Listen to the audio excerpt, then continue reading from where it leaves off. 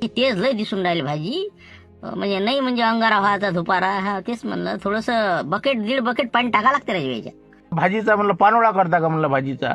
मस्त भाजी होऊन राहिली, तुम्ही काय ते पाणी टाकायला लावता, मी टाकतो ना, मला किती टाका लागते समजते ना ते बी.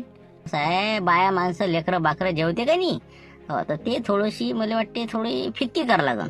म्हणलं सावत्र पाणी नाही जमत ना त्याच्यातनी इतकं मोठं, त्याला गळवा 1.5 गळवा टाकला चालते.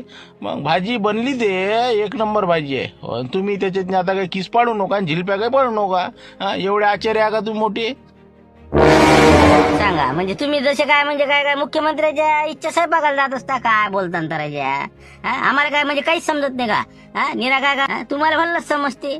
मग तुम्हीच करा ना रे बा. मग काय इथं आता मला मग आणलं बोलावलं. तुम्हीच करा बा, तुम्हीच करा म्हणलं.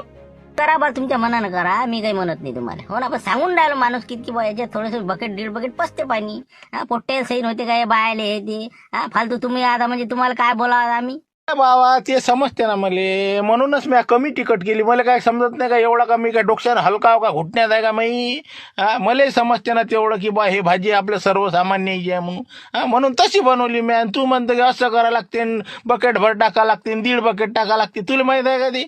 हो ना, तर माय पद्धतीनं बरोबर केली. कोणाला काही झालं तर मी आव द्यायला जबाबदार.